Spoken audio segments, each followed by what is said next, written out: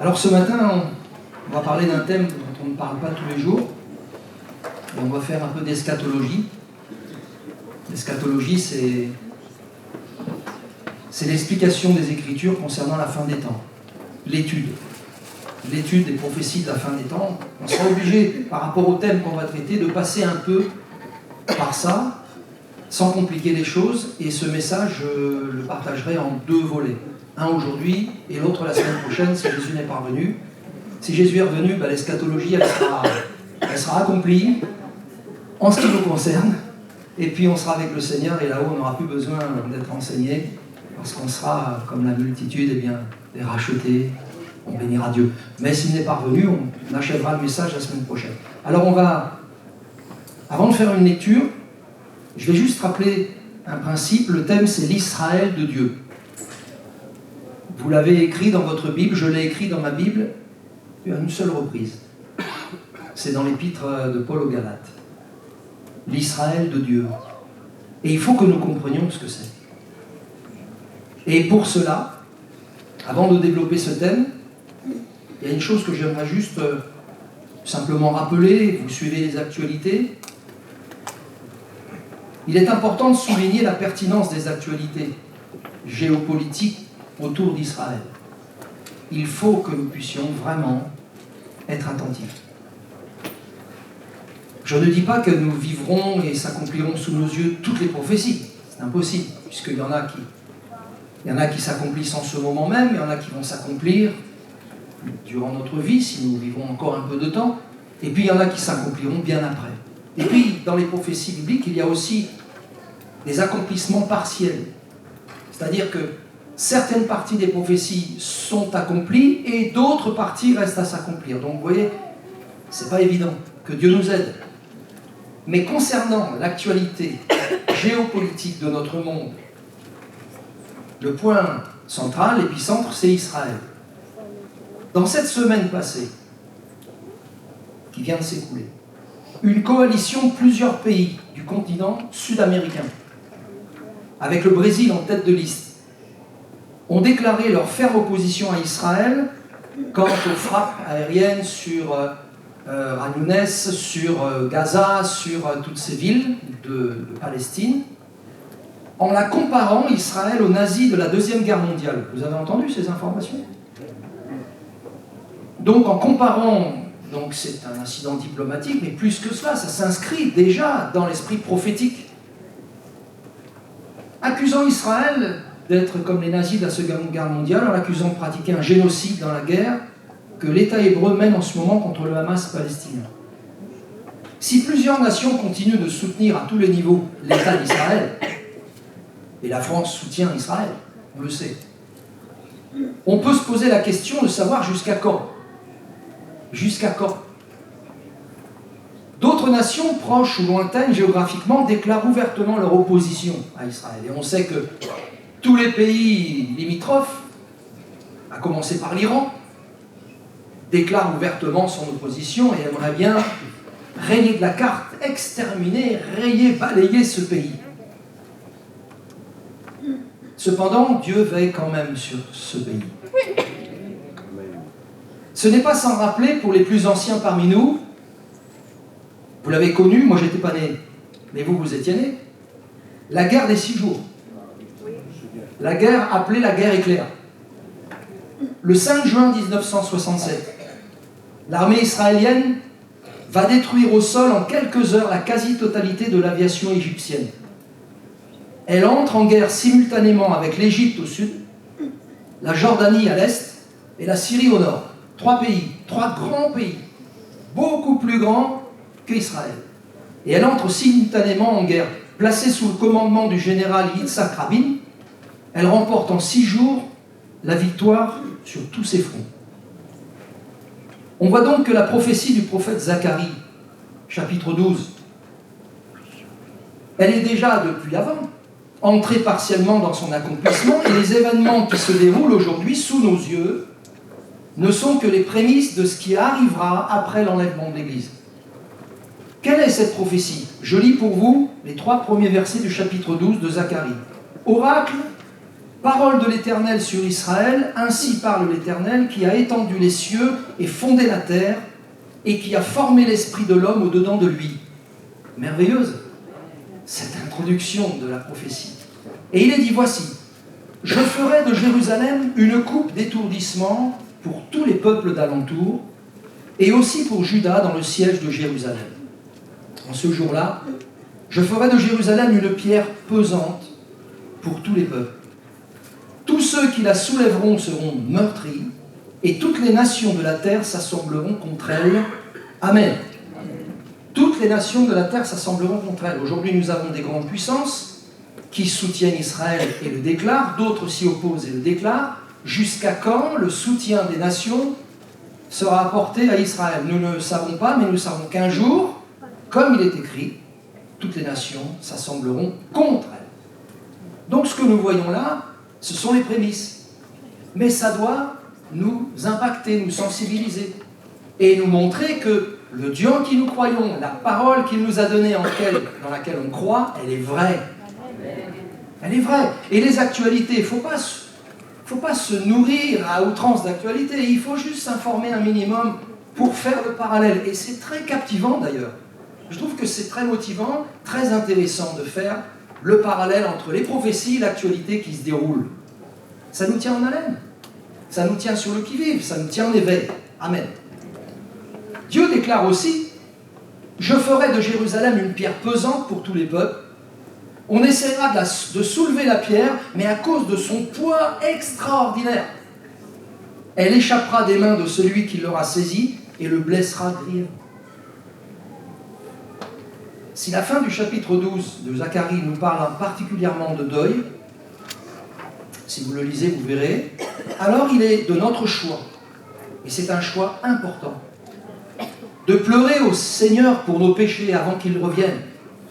S'il faut pleurer, si le monde doit pleurer, alors que les hommes choisissent de pleurer pour leurs péchés au pied du Seigneur, avant qu'il revienne, alors que Jésus plaide encore pour nous, nous sommes dans la dispensation de la grâce, et Dieu nous pardonne de nos péchés si on se repent. Et quand on pleure sur nos péchés, ça nous mène au salut, et au salut éternel. Sinon les hommes pleureront à sa venue, mais au lieu d'être enlevés avec l'Église, ils resteront sur la terre, et ils pleureront beaucoup plus pour toute autre raison. Alors j'arrête avec mon introduction, il fallait que j'en parle parce que pour situer un petit peu les choses, c'est important. Et vous verrez au fur et à mesure du message que c'était important de le faire. Dieu n'a pas abandonné son peuple. Israël reste le peuple de Dieu. Mais ce peuple qui sera un jour restauré, il n'en restera qu'un faible reste. Un faible reste, un rejeton. L'Israël de Dieu. Qu'est-ce que cela veut dire? Et c'est là, maintenant, qu'on va lire quand même deux références. Romains chapitre 9, tout d'abord. Romains chapitre 9. On va lire le verset 6. Donc l'apôtre Paul, qui est aussi des leurs, il est juif, il pleure sur ce peuple. Parce qu'il sait que si c'est le peuple de Dieu, le peuple élu, ce peuple s'endurcit et rejette la grâce. Et comme lui exerce son ministère apostolique dans le temps de la grâce, il sait que s'ils veulent être sauvés, il faut qu'ils se tournent vers Jésus le Sauveur. Et il prie pour son peuple. Et il va dire au chapitre 9, Romains 9, verset 6, « Ce n'est point à dire que la parole de Dieu soit restée sans effet, car tous ceux qui descendent d'Israël ne sont pas Israël. » On s'arrête là. Car tous ceux qui descendent d'Israël, donc la lignée des tribus, les 12 tribus d'Israël et les descendants, tous ceux qui descendent d'Israël ne sont pas Israël. Là, c'est déjà un élément qu'on a pour essayer de résoudre la question, qu'est-ce que l'Israël de Dieu? Deuxième référence, Galates 6, versets 15 et 16. Galates chapitre 6. On ne va pas aller trop vite parce qu'on arrive à retenir. C'est intéressant ce matin ce que Dieu permet qu'on développe ensemble. Galates 6, verset 15, verset 15. Car ce n'est rien que d'être circoncis ou incirconcis. Ce qui est quelque chose, c'est d'être une nouvelle créature. Et il dit, l'apôtre Paul, paix et miséricorde sur tous ceux qui suivront cette règle et sur l'Israël de Dieu. Amen. Et là, nous avons l'expression littérale. Il dit paix et miséricorde sur tous ceux qui suivront cette règle. Quelle est la règle? Et il vient de le dire juste avant. Ce qui compte, c'est pas d'être circoncis ou incirconcis. Ce qui compte, c'est d'être une nouvelle créature. C'est être entré dans le processus de la régénération, de la nouvelle naissance. Et quand on est né de nouveau, on le sait. On le sait, on a l'approbation de Dieu, on a la conscience purifiée. On ne peut pas s'imaginer l'être sans l'être. Sinon, quelque part, on ment à soi-même. La règle dont Paul parle dans ce texte, c'est la nouvelle naissance. Et à tous ceux qui suivront cette règle, qui accepteront de laisser le Seigneur les amener à naître de nouveau, ils sont considérés comme l'Israël de Dieu. Amen. Donc l'Israël de Dieu, elle est composée, pas nécessairement de gens qui sont la lignée des 12 tribus d'Israël. Il y a des Juifs vraiment dans la lignée, bien évidemment, des 12 tribus d'Israël qui se sont convertis à Jésus. Et ils sont nombreux à se convertir. Et prions pour eux. Ce sont nos frères. On les appelle les Juifs messianiques. Que Dieu bénisse ce pays d'Israël. Mais ça ne sera pas en le délivrant des guerres et des conflits, etc. Non. La colère s'abattra sur ce peuple. Mais prions pour eux afin qu'ils se convertissent. Prions pour eux afin qu'ils se tournent vers Jésus, car le salut vient des Juifs. Il n'y a rien de plus naturel pour un Juif que de saisir la foi en Jésus-Christ. Et pourtant, ils ne le veulent pas. Pour beaucoup. Mais pour beaucoup, ils se convertissent. Et béni soit Dieu pour nos frères et sœurs d'origine juive qui se convertissent au Seigneur. Parce que je crois autant nous devons prier pour eux, autant ils prient pour nous. Donc ça, c'est la réalité. La règle, c'est la nouvelle naissance. Alors, l'Israël de Dieu. Tout est expliqué dans le chapitre 9, mais on ne va pas le voir aujourd'hui. Parce qu'avant, il faut qu'on fasse un petit peu d'eschatologie. Concernant l'Israël de Dieu, tout est expliqué dans le chapitre 9 de l'Épître aux Romains. On en a lu un verset. Prenez le temps cette semaine, chez vous, de relire tranquillement Romains chapitre 9. Faisons en sorte, relevons le défi mutuellement, faisons-le, lisons Romains chapitre 9. Essayons de le lire et de le relire pour que la semaine prochaine, par la grâce de Dieu, si Jésus n'est pas revenu, on arrive à mieux comprendre, avoir de meilleurs moyens pour être à même de comprendre un peu plus ce que ça représente. Nous y reviendrons donc un peu plus tard, chapitre 9 de l'Épître aux Romains. Mais il faut donc s'arrêter sur l'Israël. Il y a l'Israël au cœur des actualités, qui est sous l'aspect économique et financier. L'Israël économique, l'Israël financière, qui domine le monde actuel. Et il y a l'Israël géopolitique avec tous les enjeux qu'elle représente. Pas seulement pour elle, mais pour tous les pays qui la soutiennent. Parce que c'est bien évidemment par intérêt que les nations soutiennent Israël.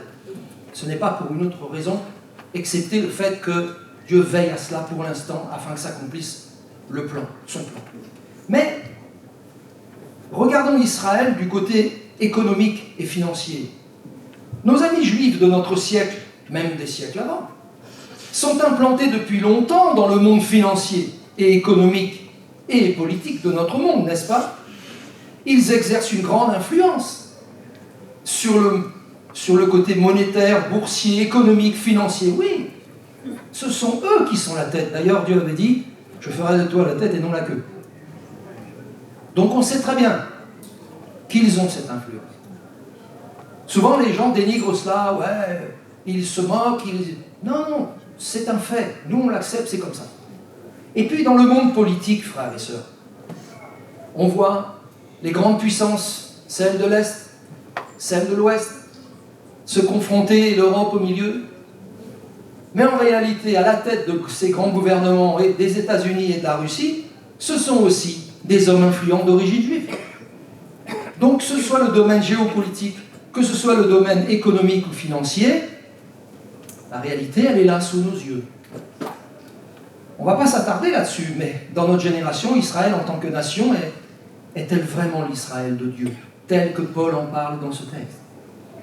Là, nous parlons de l'Israël spirituel, qui n'a rien à voir du tout avec l'Israël géopolitique ou financière ou économique. On fait bien la part des choses. Ce qui est sûr, c'est que Dieu n'a pas oublié son peuple. Et nous aussi, ne l'oublions pas. À la date d'aujourd'hui, à l'heure où nous parlons de tous nos amis d'origine juive dispersés.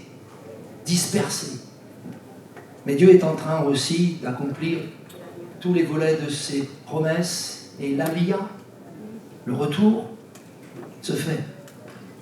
Et de toute évidence, on pourrait, mais n'allons pas, extrapoler. Mais vous voyez, il faut de la place pour accueillir tous les dispersés d'Israël. Ce pays est petit. Il faut de la place. Les colonies juives, la Cisjordanie et tout cela, tout ce qui subit au quotidien des attaques de roquettes venant de droite, venant de gauche, ceci, cela, le conflit est là. On ne va pas rentrer là-dedans, c'est assez compliqué, même moi, je ne maîtrise pas grand-chose. Je ne prends pas de risque, autrement dit. Mais ne les oublions pas, parce que le salut vient des Juifs. De toute évidence, Israël a rejeté le Messie. C'est vrai. C'est écrit. Jean chapitre 1er, verset 11 à 13. La parole a été faite chair. Au commencement, la parole. Dieu créa les cieux et la terre, mais la parole était avec Dieu, et la parole était Dieu. Cette parole, elle a été faite chair. Qui est cette parole? Jésus-Christ. Il est la parole faite chair. Il est Dieu, et il est la parole. Elle est venue chez les siens. Elle est venue où? Où Jésus est-il né? De quelle origine était Jésus? Dieu n'a pas voulu que son Fils soit incarné dans un corps humain où il l'a été, d'origine américaine, d'origine réunionnaise. Non. Issu de la tribu de Juda. Né à Bethléem en Judée, ayant grandi à Nazareth en Galilée, exerçant son ministère. Elle est venue chez les siens. Chez les siens. Et les siens ne l'ont pas reçue. Mais à tous ceux qui l'ont reçue, cette parole, à ceux qui croient en son nom, elle a donné le pouvoir de devenir enfants de Dieu, lesquels sont nés non pas du sang, ni de la volonté de la chair, ni de la volonté de l'homme, mais sont nés de Dieu. Amen. Ceux qui sont nés de Dieu sont l'Israël de Dieu. C'est la règle. Car la circoncision ou l'incirconcision n'a pas de valeur. Ce qui compte, c'est la nouvelle naissance. Être une nouvelle créature. Continuons. Pour comprendre, ça nous renvoie aux 70 semaines de la prophétie de Daniel. Ça va pour vous? On y va? Je n'ai pas eu le temps de faire un petit diaporama, ne serait-ce que pour avoir un peu d'aide de la mémoire visuelle, parce que là, on est dans l'auditif, mais un petit peu d'aide de la mémoire visuelle ne nous ferait pas de mal. La semaine prochaine, Dieu voulant. On va parler des 70 semaines de la prophétie de Daniel. C'est important pour comprendre pourquoi la Bible parle de l'Israël de Dieu, que nous venions à ce côté eschatologique de comprendre c'est quoi les 70 semaines. C'est une vision que Dieu donne à Daniel. Le livre de Daniel au chapitre 9, à partir du verset 24, où l'ange Gabriel se révèle à lui et lui explique la vision des 70 semaines. Ce sont des semaines d'année. Ce n'est pas une semaine de 7 jours, c'est une semaine de 7 ans. Déjà, c'est un détail important, parce que sinon, on ne va plus s'y retrouver. La vision des 70 semaines, chaque semaine est une semaine de 7 années. Et le total, c'est de 490 ans. Alors la vision des 70 semaines de Daniel et son explication, lisons quand même dans Daniel chapitre 9. Les frères, où ça, ils en bas. Non, c'est important, je vous assure. Daniel chapitre 9, verset 24. Et on va lire jusqu'au verset 27, 4 versets.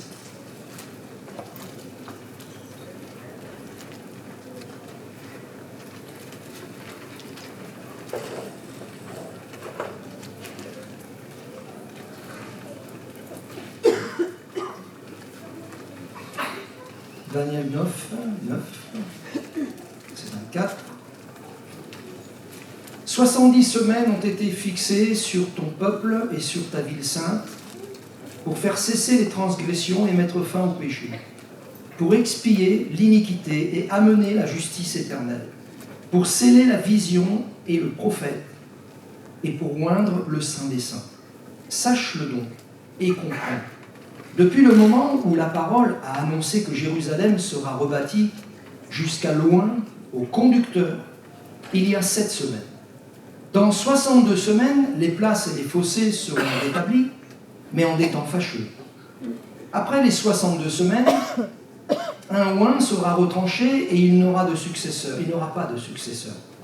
Le peuple d'un chef qui viendra détruira la ville et le sanctuaire, et sa fin arrivera comme par une inondation.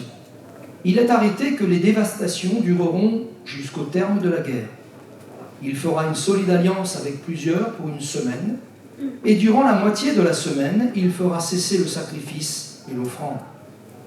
Le dévastateur commettra les choses les plus abominables, jusqu'à ce que la ruine et ce qui a été résolu fondent sur le dévastateur. Amen. Alors on va essayer de développer ça textuellement, verset par verset. Tout d'abord, la prophétie concerne uniquement les Juifs. Parce que Gabriel dit à Daniel, 70 semaines ont été fixées sur ton peuple et sur ta ville sainte. Donc cette prophétie concerne uniquement les Juifs, ton peuple, et Jérusalem, ta ville sainte. 490 années depuis Néhémie jusqu'à la fin de la grande tribulation. 490 années. Les 70 semaines, chronologiquement, c'est là qu'elles se placent. Entre Néhémie, la reconstruction de la ville, de la muraille de la ville, le temple a été bâti avant, bien avant, mais le temple n'avait pas la muraille, la ville est reconstruite du temps de Néhémie. Le plein accomplissement concernant la prophétie du peuple et de la ville de Daniel, c'est-à-dire Israël, Jérusalem, doit être précédé par une longue période, divisée en 3 parties. D'abord, 7 semaines, de 7 ans, 49 ans. Puis ensuite, 62 autres semaines. Et puis ensuite, une seule semaine. Daniel devait être attentif à cette vision, comme nous du reste. Il faut qu'on soit attentif, ne serait-ce qu'à quelques brides superficielles de ce que l'Écriture nous dit. Alors, commençons par les 7 premières semaines, dont l'ange Gabriel parle et dit à Daniel dans cette vision. Les 7 premières semaines, ce sont 7 fois 7 ans.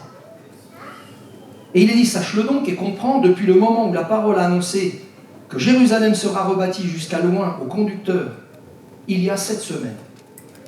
Et 62 semaines. La place et les fossés seront rétablis, mais en des temps fâcheux. Cette période, j'espère que vous me suivez, cette période couvre le temps troublé où les Juifs ont rebâti la muraille et la ville, malgré l'opposition de leurs ennemis. Et ils en ont eu de l'opposition, Néhémie et le peuple. Ils revenaient de captivité. Et ils ont eu de l'opposition pour reconstruire la muraille. On connaît l'histoire. Ça, c'est cette période des 7 premières semaines. Le commencement de la période est indiqué avec précision. Le début de la reconstruction de la ville de Jérusalem, la 20e année du règne d'Artaxerxès, en moins 54 avant Jésus, sous Néhémie. Ça, c'est les 7 premières semaines. Déjà, on a une partie. Je vais vous dire pourquoi tout cela ajouté bout à bout, ce que ça signifie en réalité. Mais c'est important. Ensuite, on arrive, deuxième point, aux 62 autres semaines. Vous me suivez ? 62 fois 7 ans, ça fait 434 ans. La deuxième partie de 62 semaines contient l'histoire silencieuse du peuple jusqu'à la venue du Messie. Vous savez que dans la chronologie de l'histoire biblique du peuple d'Israël, les 4 derniers siècles, juste avant la venue de Jean-Baptiste et de Jésus, ont été des siècles de silence de Dieu. Des siècles où il n'y a pas eu de prophétie, où Dieu n'a pas parlé. Et ces 62 semaines, elles contiennent l'histoire silencieuse du peuple jusqu'à la venue du Messie. 4 siècles de silence sans prophétie. après cette période de 400 ans, arrive le Messie, le Christ, qui vient dans le monde. Et qui, à l'âge de 29 ou 30 ans, parce qu'il y a des commentaires qui sont bien différents les uns des autres, mais quand même qui se rapprochent, Jésus prend son baptême dans les eaux du Jourdain par Jean le Baptiste. Et là, il est revêtu de la puissance du Saint-Esprit. Et qu'est-ce qui se passe à ce moment-là? Il se passe que depuis Néhémie, la reconstruction de la ville et de la muraille, jusqu'au baptême de Jésus, ce n'est pas sa naissance qui est prise en compte, c'est son baptême à l'âge de 30 ans, on va dire 30 ans, s'accomplit les 62 semaines dont la Bible parle. Les 69 semaines, pardon, excusez-moi. 62 plus 7. Vous me suivez? Néhémie, le départ, les 70 semaines. 400 ans de silence, puis la venue de Jésus, puis son enfance, son adolescence, sa jeunesse, son apprentissage, grandissant en stature et en grâce, entrant à 30 ans dans son ministère messianique. Elle est là, la fin de la 69e semaine. Vous voyez, la chronologie, elle est simple à comprendre, à retenir quand même. Néhémie, l'histoire, 400 ans. Pour nous, c'est l'an 0, parce que on est soumis au calendrier chrétien. Mais ce n'est pas à l'an 0 que se termine la 69e semaine. C'est quand Jésus entre dans son ministère et qu'il va bâtir l'Église. Vous voyez, frères et sœurs, à partir de ce moment-là, à partir du moment où Jésus passe par les eaux du baptême dans le Jourdain et revêtu de la puissance de Dieu et qu'il exprime et exerce pleinement son ministère messianique, il est le Messie, c'est son ministère unique. À partir de ce moment-là, d'une part, la 69e semaine arrive à son terme, donc il y a eu ces 69 fois 7 ans, 483 ans, et là s'arrête le compte à rebours pour Israël. Et commence un temps que l'on appelle le temps de la dispensation de la grâce. Et ce temps de la dispensation de la grâce, il est venu s'imposer dans la volonté de Dieu pour tous les hommes, juifs ou non juifs. Et le message qu'il renferme, qu'il comporte, ce temps de la grâce, c'est que tous les hommes qui sont privés de la gloire de Dieu peuvent être justifiés par la foi en Jésus-Christ. Tous, sans exception. Et l'apôtre Paul va dire, je n'ai pas honte de l'évangile, parce que l'évangile, c'est la puissance de Dieu pour le salut de quiconque croit. Du juif, premièrement, puis du grec. Pourquoi il dit du juif, premièrement? Parce que Dieu a un regard favorable? Non, parce que le salut vient d'eux. Et qu'ils sont premièrement concernés. Mais Dieu n'oublie pas les païens. La preuve, on est là, on est sauvés. Et puis il y a aussi ce verset extraordinaire. Jean 3,16. Qui ne fait pas abstraction des païens, qui n'est pas seulement réservé à nos frères juifs, ou alors qui ne met pas de côté les juifs pour seulement sauver les païens. Car Dieu a tant aimé le monde qu'il a donné son Fils unique afin que quiconque croit ne périsse pas mais qu'il ait la vie éternelle. Donc à partir du moment où Jésus est revêtu de la puissance du Saint-Esprit et qu'il exerce son ministère en Judée, en Samarie, en Galilée et dans toutes ces régions, et même au-delà, en Décapole, etc., territoire de Tyr et Sidon, etc., eh bien, nous voyons que le temps de la grâce commence là. Et Jésus le dit. Jésus dit, l'Esprit du Seigneur est sur moi, donc revêtement de la puissance de Dieu, l'Esprit de Dieu, parce qu'il m'a oint pour annoncer la bonne nouvelle aux pauvres et pour publier une année de grâce du Seigneur. Et vous voyez, l'année de grâce du Seigneur, elle a commencé au jour où Jean a indiqué Jésus comme étant l'agneau de Dieu. Et tous l'ont suivi. Amen. L'histoire d'Israël, l'histoire des 70 semaines, là, s'arrête. Elle s'arrête. Mais elle va reprendre. Hein. Parce que Dieu, il n'a pas commencé quelque chose sans l'achever. Hein.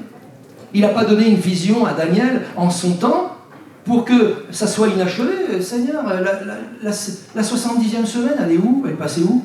Ne vous inquiétez pas, on va y venir, on sait où elle est.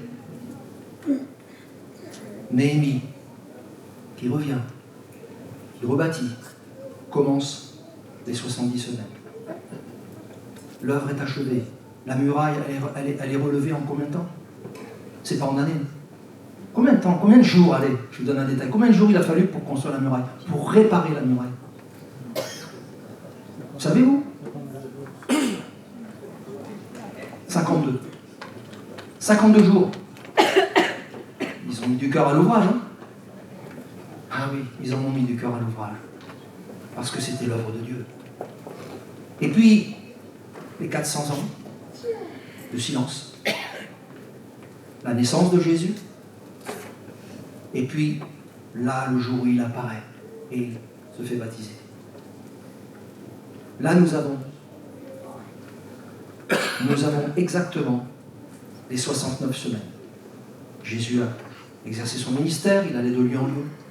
Il guérissait tous ceux qui étaient sous l'emprise du malin, il faisait du bien à tous les hommes, à tous sans exception. Et puis, ils l'ont mis à la croix, ils l'ont crucifié. Il avait approximativement 33 ans et un peu plus, quelques mois. Ils l'ont fait mourir, lui le prince de la vie. Ils l'ont mis au tombeau et 3 jours après, Dieu, le Père, l'a ressuscité. Et bientôt, nous allons célébrer notre Pâques. Pâques de Dieu. La fête de l'Église. Et une fois ressuscité, il est apparu 40 jours à ses disciples. Pendant 40 jours, il s'est révélé à eux, il leur apparaissait de temps à autre. C'est merveilleux ce qu'il vivait. À chaque apparition, il devait se dire, Seigneur, c'est quand que tu reviens? C'est quand tu reviens nous voir pour nous encourager un peu? En tous les cas, c'était merveilleux. La Bible nous dit qu'il y a plus de 10 reprises. Mais il a bien fallu qu'il rejoigne son Père. Et 40 jours après sa résurrection, alors qu'il était au bord de la mer de Galilée avec ses disciples, ils l'ont vu être enlevé sur les nuées du ciel, l'envelopper. Oh. Et puis, il s'éloignait, il n'était plus à portée de vue, et 2 hommes sont descendus. 2 hommes vêtus de blanc leur ont dit, pourquoi vous arrêtez à regarder celui qui reviendra de la même manière que vous l'avez vu être enlevé? 10 jours après, ils ont fait ce que Jésus leur a dit, ils sont restés à Jérusalem, ils ont prié ensemble, ils se sont réunis, ils étaient ensemble, et pendant qu'ils priaient, le Saint-Esprit les a tous remplis de sa puissance. Et là, l'œuvre a commencé à se répandre de plus en plus, avec les apôtres, les voyages missionnaires de Paul, Timothée, Sylvain et les autres. Et l'œuvre de Dieu n'a pas cessé, et elle est instoppable, on ne peut pas l'arrêter, jusqu'à aujourd'hui. Et des hommes et des femmes en grand nombre sont ajoutés à l'Église. C'est la dispensation de la grâce. Ça fait combien de siècles que ça dure? 20 siècles. On est au 21e. Je ne sais pas combien de temps ça durera, mais ça durera jusqu'au temps où Dieu arrêtera ce temps. Jusqu'au moment, plutôt, où ça se fermera. Et à quel moment le temps de la grâce va-t-il s'arrêter? Vous le savez? À l'enlèvement de l'Église. Quand l'Église va être enlevée, le temps de la grâce se fermera. Et à ce moment-là, commencera la 70e semaine. Une semaine de 7 ans. Ça ne vous parle pas? Ça ne vous dit rien dans la Bible ce que c'est que 2 fois 3 ans et demi ou 7 ans? La 70e semaine, c'est la grande tribulation. On va y venir. Regardons quelques détails. Il y en a des choses à dire, excusez-moi. Je reviens juste avant. La deuxième partie, donc les 62 semaines, je reviens un petit peu quand même, c'est nécessaire. Jésus avait quand même prophétisé sur le fait que ce qui arriverait en 70 après Jésus-Christ, c'est-à-dire environ 37 ans après sa mort, c'est que Titus, l'empereur romain, envahirait Jérusalem, détruirait le temple, massacrerait les habitants. Le Messie, au préalable, serait retranché de la terre des vivants, donc crucifié, mais ressuscité. Puis la ville et le temple détruits en 70. Ce passage annoncé par le Seigneur laisse entrevoir ce qui serait la terrible situation d'Israël, dispersée parmi les nations. Jérusalem foulée aux pieds par les nations, jusqu'à ce que les temps des nations soient accomplis. Luc 21. Donc Jésus prophétise à ce moment-là sur la destruction de Jérusalem. Mais quand à Jérusalem foulée aux pieds des nations, il y a aussi une partie de cette prophétie qui est renvoyée à la fin de la grande tribulation. Vous y comprenez là, ça, vous me suivez? De moins en moins. La distance se fait de plus en plus grande. La période de l'histoire de l'Église, on y est. On est dans la période de l'histoire de l'Église. La période de l'histoire de l'Église sur la terre, hein, parce que l'Église, elle ne va pas s'arrêter d'exister après son passage sur la terre. Au contraire, elle a l'éternité qui l'attend. Alléluia. Vous faites partie de l'Église, vous? Amen. Vous êtes Israël de Dieu. La période de l'histoire de l'Église sur la terre se situe entre les versets 26 et 27, Daniel chapitre 9. C'est là qu'elle se situe. Entre la fin de la 69e semaine, baptême de Jésus-Christ, début de son ministère messianique, et le début de la 70e, l'enlèvement de l'Église et le début de la grande tribulation. Elle n'est pas en vue dans ces passages bibliques, l'Église. Dans ces passages bibliques de Daniel 9, 24 à 27. Elle n'est pas visible. Mais on sait qu'elle se situe là. Et elle ne fait l'objet d'aucune prophétie d'ailleurs. Le temps de l'histoire d'Israël s'arrête entre la 69e semaine et la 70e. Donc en ce moment, le temps de l'histoire d'Israël s'est arrêté depuis que Jésus a entré dans son ministère. Mais le temps de l'histoire d'Israël va... L'histoire prophétique, je ne parle pas de l'histoire géopolitique, l'histoire prophétique. Elle s'est arrêtée. Mais bientôt, quand Jésus viendra chercher son Église, elle va reprendre l'histoire. Ça sera la dernière semaine, la grande tribulation. On a fait un résumé. Le mystère de l'endurcissement d'Israël s'y poursuit malgré tout. Et Paul, il en parle dans Romains 11. Lorsque le Seigneur aura recueilli son Église auprès de lui dans le ciel, parce que sa cité, elle est céleste à l'Église. Sa destination, elle est céleste, non ? Amen. Dieu reprendra le cours de ses voies envers Israël et le monde quand l'Église sera enlevée et qu'elle aura occupé sa demeure céleste. Elle aura investi sa demeure céleste. Dieu reprendra l'histoire prophétique pour Israël et le monde aussi. En résumé, depuis l'époque de Néhémie, environ 454 avant Jésus, et l'entrée de Jésus dans son ministère, environ l'an 30 après sa naissance, ce sont donc 483 années qui s'écoulent. Puis vient la période de l'Église. Je répète volontairement, pour que ça rentre un peu mieux, la 70e semaine s'enclenchera juste après l'enlèvement de l'Église pour les 7 ans de grande tribulation. Le compte à rebours, pour l'instant stoppé. Cela pendant la période de la dispensation de la grâce, je viens de le dire, période dans laquelle nous vivons actuellement. Mais cette période prendra bientôt fin pour laisser place donc, aux 7 années terribles de chaos qui s'abattront sur la terre lorsque la grande tribulation commencera. La grande tribulation. Quelle heure il est ?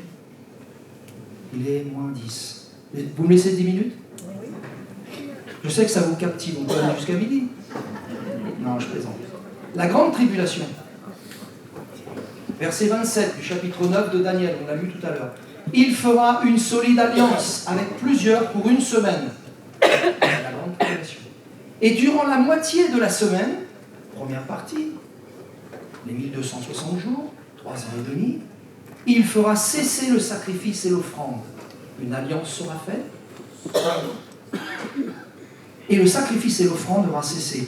Le dévastateur commettra les choses les plus abominables, jusqu'à ce que la ruine et ce qui a été résolu fondent sur le dévastateur. Ça, c'est toute la grande tribulation. Mais la première partie, il est parlé d'une alliance entre Israël et l'Antéchrist. Détail de la grande tribulation. J'espère que vous avez encore un peu de force. La vision se poursuit donc par la révélation de temps futur. Il fera une solide alliance avec plusieurs pour une semaine. Ça, c'est ce qui va prévaloir, c'est ce qui va se voir le plus, c'est ce qui définit tout, l'alliance. C'est l'action de celui qu'on appelle le prince qui viendra, le chef de l'Empire romain ressuscité en quelque sorte, la première bête. Vous l'avez lu, le livre de l'Apocalypse ? Il y a 2 bêtes. 2 bébêtes. 2 bêtes. Une première qui monte de la mer, une seconde qui monte de la terre. Apocalypse chapitre 13, du verset 1er au verset 10, c'est la bête qui monte de la mer. C'est l'Antéchrist. Apocalypse chapitre 13, toujours du verset 11 à plus loin, c'est la bête qui monte de la terre. C'est le faux prophète. Donc c'est l'action de ce chef de l'Empire romain ressuscité, en quelque sorte, la première bête, celle qui monte de la mer, l'Antéchrist. Sous la conduite de l'Antéchrist, les Juifs incrédules, la multitude autrement dit, celle qui est écrite comme la multitude, vont établir avec Rome, spirituellement parlant, prophétiquement parlant, une alliance profane, appelée ailleurs un pacte avec le Sheol, c'est-à-dire un pacte avec le séjour des morts. C'est écrit, Ésaïe chapitre 28, verset 15, ces prophéties étaient déjà annoncées et elles s'accompliront. Et elles sont rappelées même dans le livre de l'Apocalypse. La nation juive rebelle, je ne dis pas les juifs messianiques, ce sont nos frères et ils ont la même grâce que nous et on sera ensemble et on louera Dieu. Mais ceux qui refusent, c'est-à-dire la multitude en réalité, la multitude, ceux qui auront scellé cette alliance profane, les hommes moqueurs qui gouvernent ce peuple qui est à Jérusalem s'imaginent ainsi échapper au danger de l'armée du Nord, la Syrie. Ce grand ennemi de la faim est appelé le dévastateur, l'Assyrien. Le fléau qui inonde. Il a été annoncé symboliquement par l'action future de la petite corne orientale. Ça vous va? Vous avez tous les éléments, pas encore, il y en a encore plein d'autres. Daniel 8, versets 23-25, il est parlé de la petite corne. Et cette petite corne, symboliquement, prophétiquement, c'est l'action du dévastateur. Mais Dieu annulera le pacte de ces hommes rebelles. Il brisera cette alliance qui a été faite, une alliance profane, idolâtre. Il annulera cela pour faire tomber sur eux le jugement auquel ils tentaient d'échapper. Et c'est là que la dévastation se réalisera. C'est dans la deuxième période de la grande tribulation. Ça sera... Il n'y a pas de mots en réalité pour décrire ce que ça représentera. Il y a eu des guerres dans le monde, il y a eu des génocides, on a vu des images terribles, on en voit encore chaque jour. Mais ce qui se passera dans cette période est incomparable en atrocité, en horreur par rapport à ce que nous avons vu. Ça, c'est la réalité de ce qui viendra dans la deuxième période de la grande tribulation. La bête romaine, celle qui monte de la terre, le faux prophète, avec l'appui de l'Antéchrist, avec l'autorité de l'Antéchrist, fera cesser le sacrifice et l'offrande dans le temple, parce que ce temple à Jérusalem, il aura été rebâti. Il aura été rebâti. Pendant la première période de la grande tribulation, ce temple aura été rebâti. Dieu aura permis qu'il soit rebâti. Et bien sûr, les offrandes et le sacrifice sera aussi rétabli. Mais lui, il fera cesser ça, le faux prophète. Le culte à l'Éternel sera remplacé par le culte idolâtre, rendu à l'image de la bête. Son image sera animée dans le monde entier. C'est ce que la Bible dit. Et ce passage, ce moment-là sera appelé l'abomination de la désolation, ou l'abomination qui désole.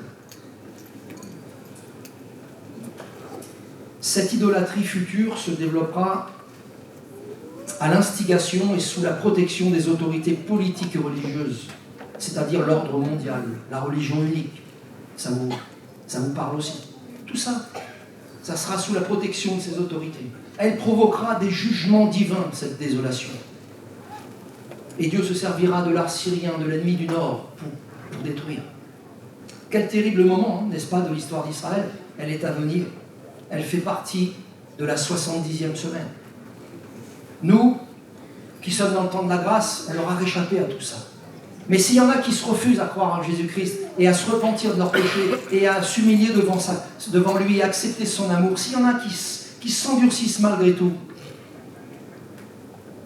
ou ils mourront avant de connaître ça pendant la première période parce qu'il y a la marque de la bête, etc., sur la main, sur le front, ils refuseront d'adorer.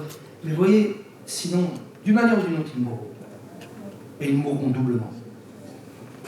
Ils mourront physiquement, dans l'atroce souffrance, et en plus de ça, ils hériteront de la seconde mort, du jugement. La seconde résurrection. Seconde mort. Heureux sont ceux qui ont part à la première résurrection. Hein.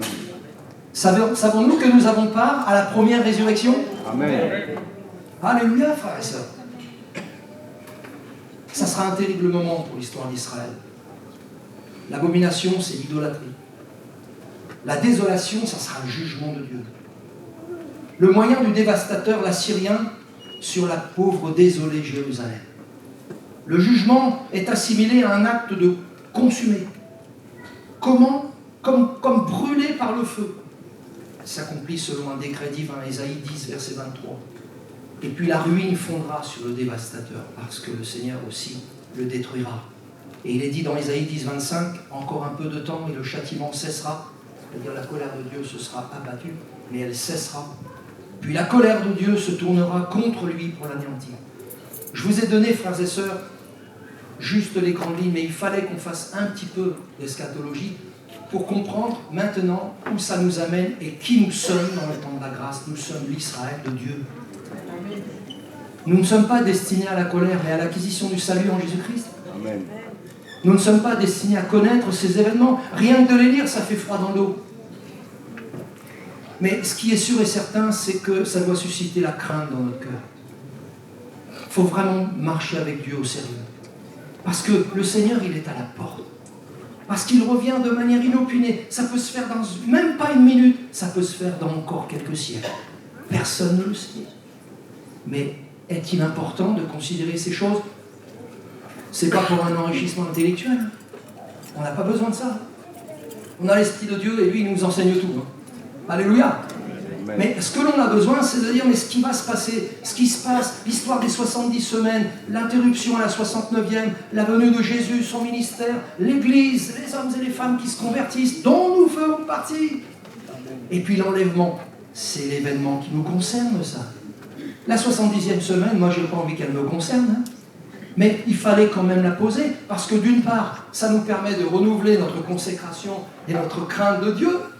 Seigneur, nous t'aimons et nous ne voulons pas périr avec les incrédules. Et puis d'autre part, ça nous amènera à connaître des éléments qui vont être favorables pour comprendre c'est quoi l'Israël de Dieu. Et là, on va toucher à quelque chose d'important. Nous reviendrons sur une prophétie, celle d'Ésaïe. Nous reviendrons sur Romains chapitre 9, lisons-le. Et puis nous prendrons quelques aspects très importants qui nous concernent justement par rapport au fait que nous sommes l'Israël de Dieu. Paix et miséricorde sur l'Israël de Dieu. Amen. On coupe nos cœurs.